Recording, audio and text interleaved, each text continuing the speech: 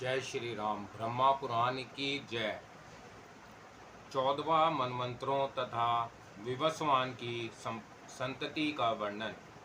ऋषि बोले, महामते सूत जी, अब समस्त मनमंत्रों का विस्तार पूर्वक वर्णन कीजिए तथा उनकी प्राथमिक सृष्टि भी बतलाइए। लोमहर्षण सूत ने कहा, विप्रगण, समस्त मनमंत्रों का विस्तृत वर्णन तो 100 वर्षों में भी नहीं हो सकता, अतः संक्षेप से ही सुनो।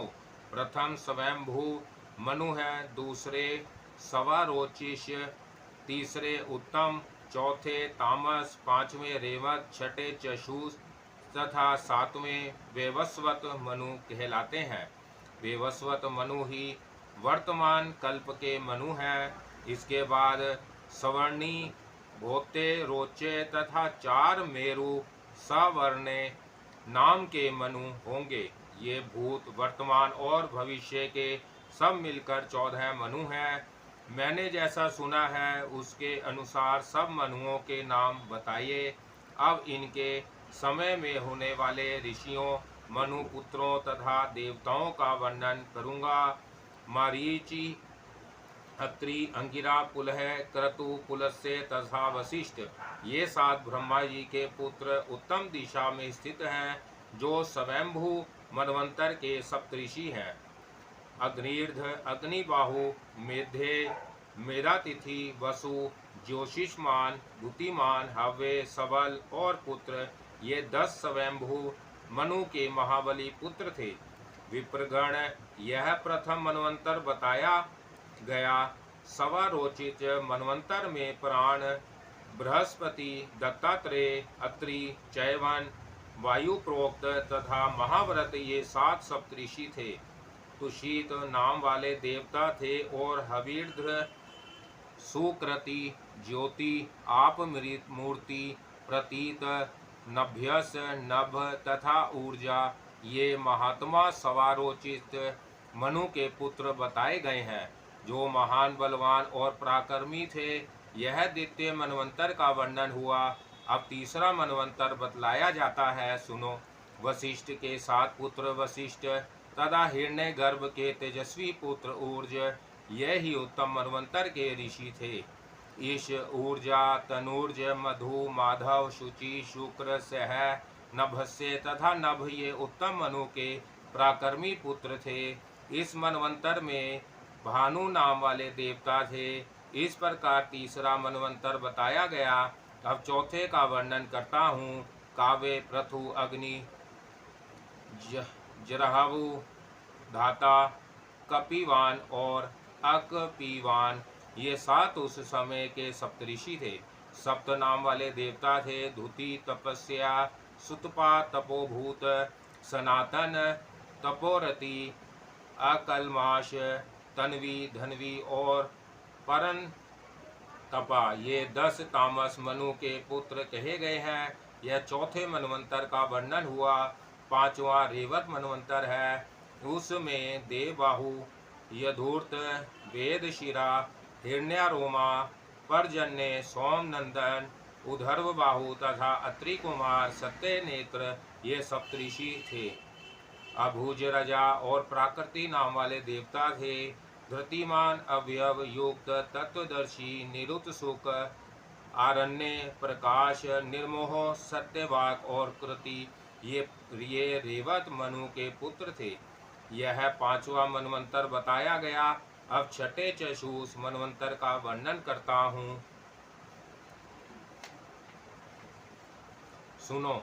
उसमें भृगु, नभ, विवस्वान, सुधामा, विरजा, अतिनामा और सहिंशु, ये ही सप्तऋषि थे। लेख नाम वाले 5 देवता थे। नाड व लेय नाम से प्रसिद्ध रुद्र आदि चशु मनु के 10 पुत्र बतलाए जाते हैं। जहाँ तक छठे मनवंतर का वर्णन हुआ। अब 7वें वेवस्वत मनवंतर का वर्णन सुनो। अत्रि, वशिष्ठ, कश्यप, गौतम, भारद्वाज, विश्वामित्र तथा जमद अग्नि, ये इस वर्तमान मनवंतर के सप्तऋषि होकर आकाश में विराजमान है। साध्य, रुद्र, विषेव, देव, वसु, मरुदगण, आदित्य और अश्विनी कुमार ये इस वर्तमान मनवंतर के देवता माने गए हैं। वे वसवत मनु के इक्ष्वाकु आदि 10 पुत्र हुए। ऊपर जिन महातेजस्वी महर्षियों के नाम बताए गए हैं, उन्हीं के पुत्र और पौत्र आदि संपूर्ण दिशाओं में फैले हुए हैं।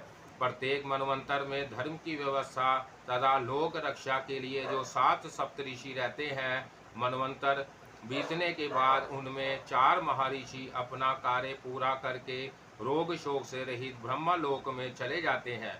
तत्पश्चात दूसरे 4 तपस्वी आकर उनके स्थान की पूर्ति करते हैं। भूत और वर्तमान काल के सप्तऋषिगण इसी क्रम से होते आए हैं। सवर्णी मनवंतर में होने वाले सप्तऋषि ये हैं: परशुराम, व्यास, अत्रेय, भारद्वाज कुल में उत्पन्न द्रोण कुमार, अश्वत्थामा, गौतम वंशी, शरदान, केशी कुल में उत्पन्न गालव तथा कश्यप नंदन औरव, वैरी, अधवरीवान, शमन, धृतिमान, वसु, अरिष्ट, अधृष्ट, बाजी तथा सुमति ये भविष्य में सवर्णिक मनु के पुत्र होंगे। प्राय काल उठकर इनका नाम लेने से मनुष्य सुखी, यशस्वी तथा दीर्घायु होता है। भविष्य में होने वाले अन्य मनवंतरों का संक्षेप में वर्णन किया जाता है। सुनो, सुवर्ण नाम के 5 मनु होंगे। उनमें से एक तो सूर्य के पुत्र हैं और शेष 4 प्रजापति के। ये चारों मेरुगिरी के शिखर पर भारी तपस्या करने के कारण मेरु सवर्ण के नाम से विख्यात होंगे। ये दक्ष के देवते और प्रिया के पुत्र हैं। इन 5 मनुओं के अतिरिक्त भविष्य में रोचे और भोते नाम के 2 मनु और होंगे। प्रजापति रुचि के पुत्र ही रोचे कहे गए हैं। रुचि के दूसरे पुत्र जो भूति के गर्भ से उत्पन्न होंगे, भोते मनु कहलाएंगे। इस कल्प में होने वाले ये 7 भावी मनु हैं। इन सब के द्वारा द्वीपों और नगरों सहित संपूर्ण पृथ्वी का 1 सहस्र युगों तक पालन होगा। सतयुग, त्रेता आदि चारों युग 71 बार बीतकर जब कुछ अधिक काल हो जाए, तब वह एक मनवंतर कहलाता है। इस प्रकार यह 14 मनु बतलाए गए। ये यश की वृद्धि करने वाले हैं। समस्त वेदों और पुराणों में भी इनका प्रभुत्व वर्णित है। ये प्रजाओं के पालक हैं। इनके यश का कीर्तन श्रेयस्कर है। मनवंतरों में कितने ही संहार होते हैं और संहार के बाद कितने ही सृष्टि होती रहती है, इनका सबका पूरा वर्णन सैकड़ों वर्षों में भी नहीं हो सकता। मनवंतरों के बाद जो संहार होता है, उसमें तपस्या, ब्रह्मचार्य और शास्त्र ज्ञान से संपन्न कुछ देवता और सप्तऋषि शेष रह जाते हैं। 1000 चतुर्युग पूर्ण होने पर कल्प समाप्त हो जाता है। उस समय सूर्य की प्रचंड किरणों से समस्त प्राणी दग्ध हो जाते हैं। तब सब देवता आदित्य गणों के साथ ब्रह्मा जी को आगे करके सुरश्रेष्ठ भगवान नारायण में लीन हो जाते हैं। वह भगवान ही कल्प के अंत में पुनः सब भूतों की सृष्टि करते हैं। वह अव्यक्त सनातन देवता है। यह संपूर्ण जगत उन्हीं का है। मुनिवरों, अब मैं इस समय वर्तमान महातेजस्वी विवस्वत मनु की सृष्टि का वर्णन करूंगा। महर्षि कश्यप से उनकी भार्या दक्ष कन्या अदिति के गर्भ से विवस्वन का जन्म हुआ। विश्वकर्मा की पुत्री संज्ञा विवस्वान की पत्नी हुई। उसके गर्भ से सूर्य ने 3 संतानें उत्पन्न की, जिनमें 1 कन्या और 2 पुत्र थे। सबसे पहले प्रजापति श्रद्धादेव, जिन्हें विवस्वत मनु कहते हैं, उत्पन्न हुए।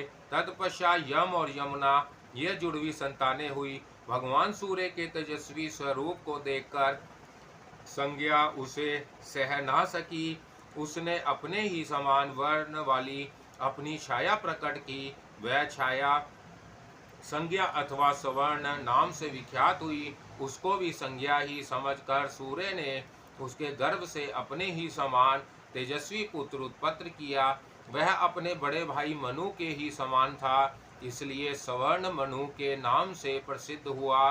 छाया संज्ञा से जो दूसरा पुत्र हुआ, उसकी शनेश्वर के नाम से प्रसिद्धि हुई। यम धर्मराज के पद पर प्रतिष्ठित हुए और उन्होंने समस्त प्रजा को धर्म से संतुष्ट किया।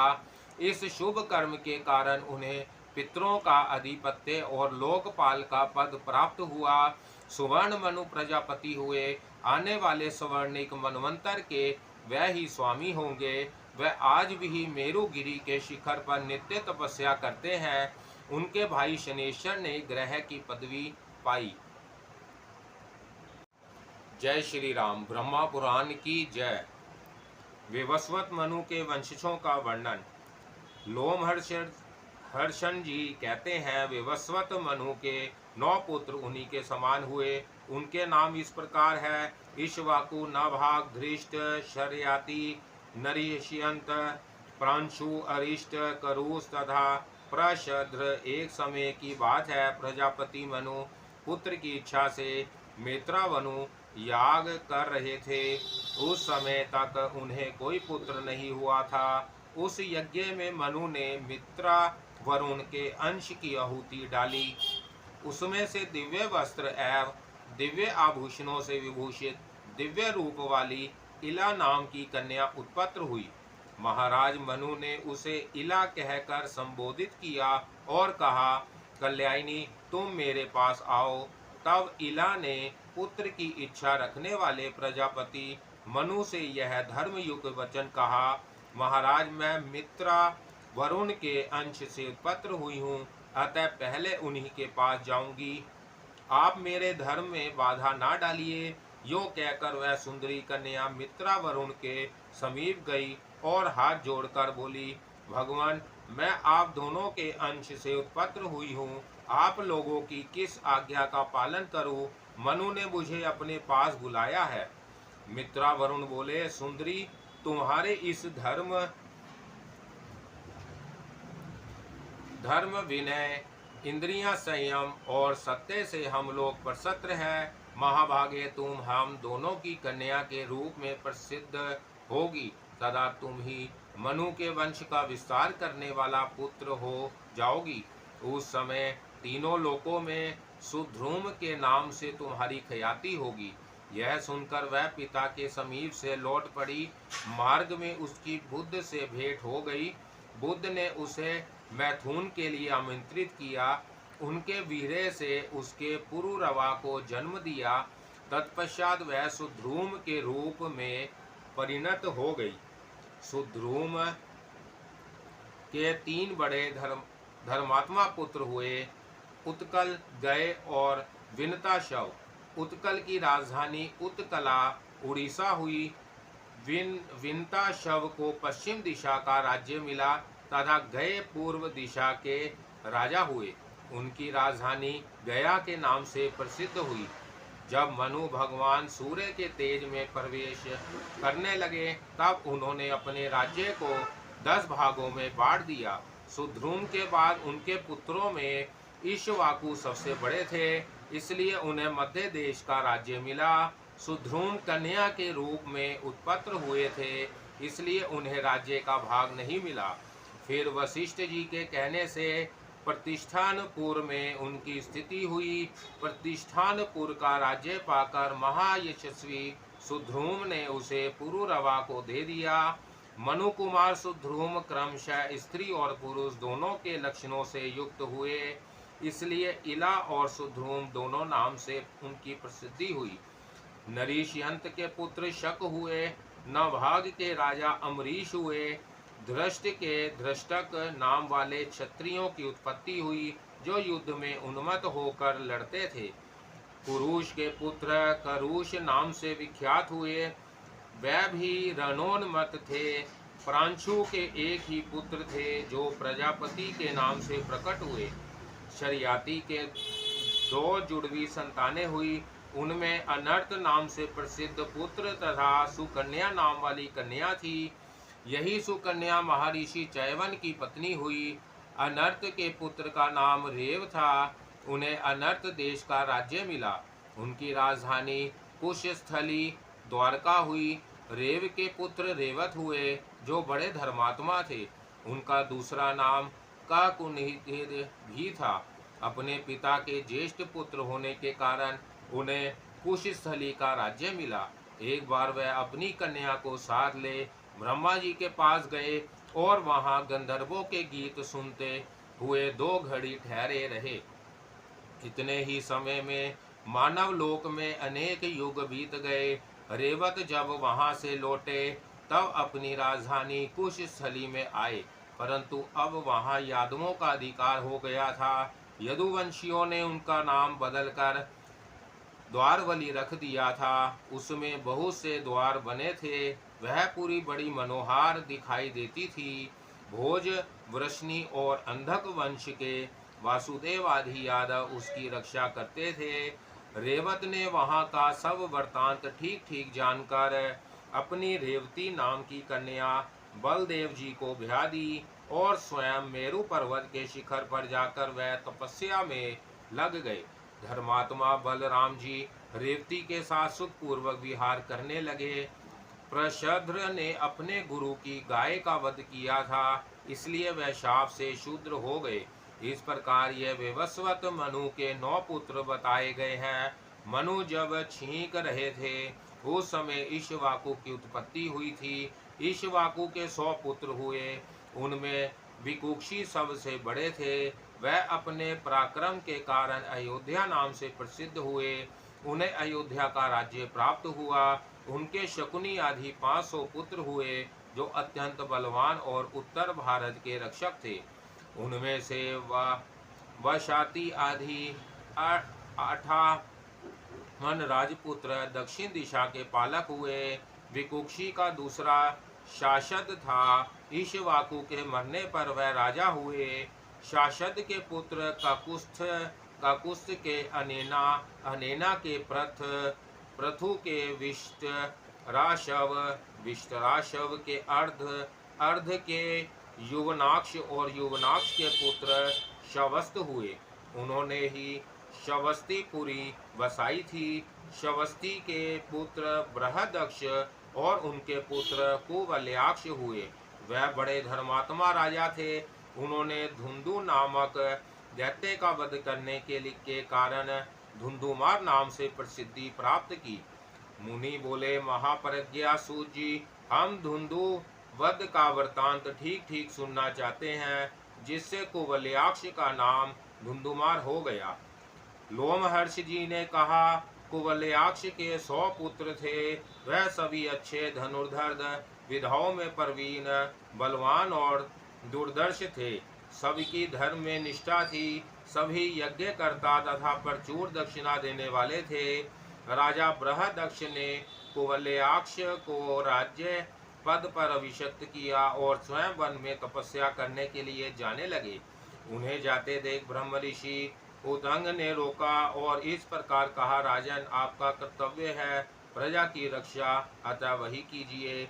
मेरे आश्रम के समीप मधु नामक राक्षस का पुत्र महान असुर धुंधु रहता है। वह संपूर्ण लोगों का संहार करने के लिए कठोर तपस्या करता और बालू के भीतर सोता है। वर्ष भर में एक बार वह बड़े जोर से सांस छोड़ता है। उस समय वहाँ की पृथ्वी डोलने लगती है। उसके श्वास की हवा से बड़े जोर की धूल उड़ती है और सूर्य का मार्ग ढक लेती है। लगातार 7 दिनों तक भूकंप होता रहता है। इसलिए अब मैं अपने उस आश्रम में रह नहीं सकता। आप समस्त लोगों के हित की इच्छा से उस विशालकाय दैत्य को मार डालिए। उसके मारे जाने पर सब सुखी हो जाएंगे।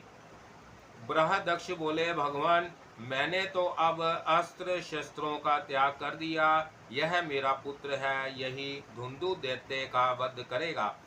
राजश्री बृहदक्ष अपने पुत्र कुवल्याक्ष को धुंधु के वध की आज्ञा दे स्वयं पर्वत के समीप चले गए। कुवल्याक्ष अपने सब पुत्रों को साथ ले धुंधु को मारने चले। साथ में महर्षि उतंग भी थे। उतंग के अनुरोध से संपूर्ण लोगों का हित करने के लिए साक्षात भगवान विष्णु ने कुवल्याक्ष के शरीर में अपना तेज प्रविष्ट किया। दुर्दर्श कुवल्याक्ष जब युद्ध के लिए प्रस्थित हुए तब देवताओं का यह महान शब्द गूंज उठा, यह श्रीमान नरेश अवध्य है। इनके हाथ से आज धुंधु अवश्य मारा जाएगा।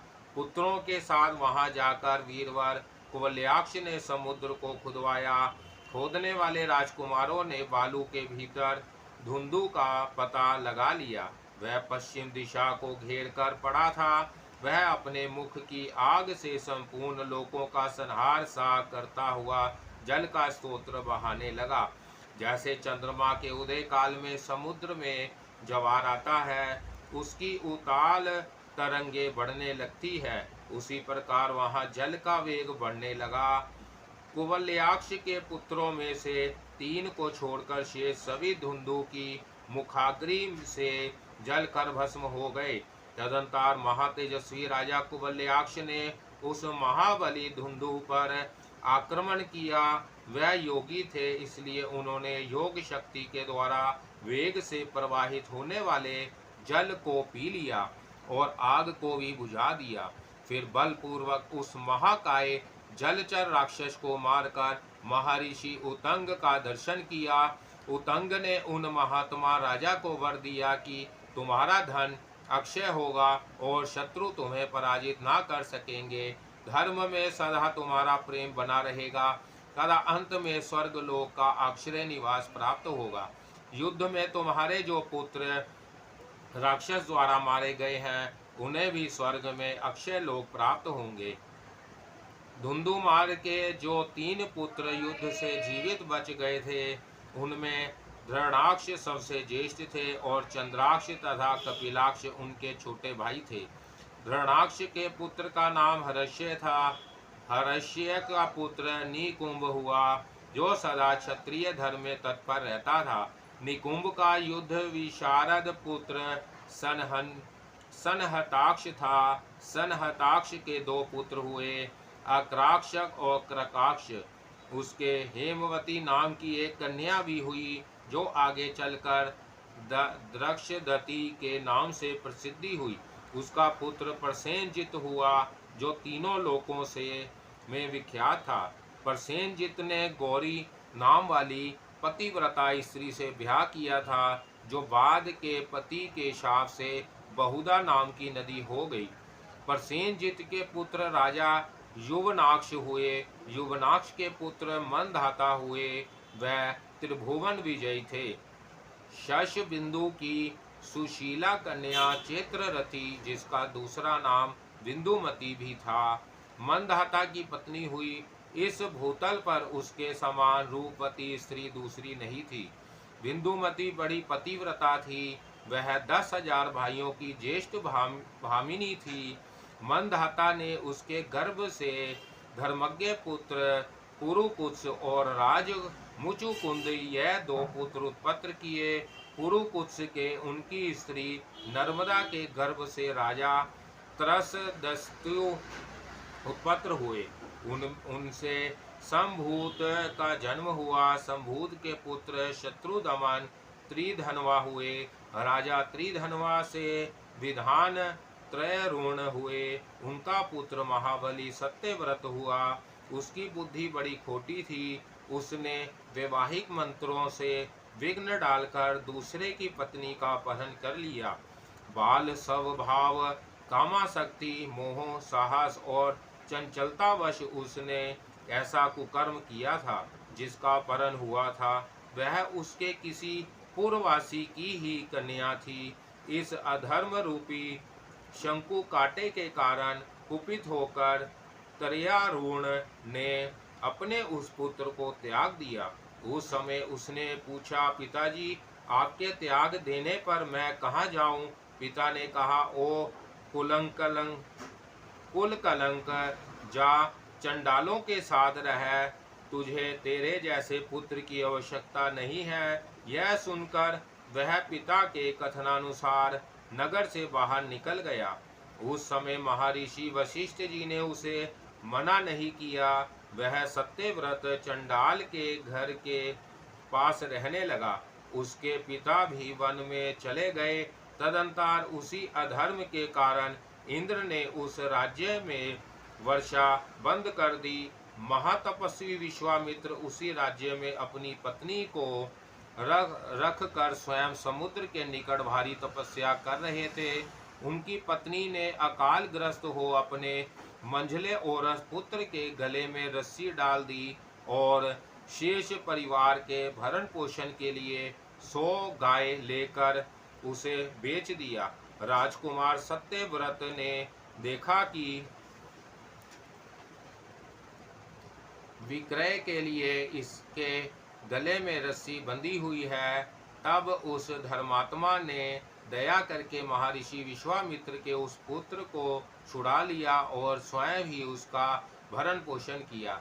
ऐसा करने में उसका उद्देश्य था महर्षि विश्वामित्र को संतुष्ट करके उनकी कृपा प्राप्त करना। महर्षि का वह पुत्र गले में बंधन पड़ने के कारण महातपस्वी गालव के नाम से प्रसिद्ध हुआ।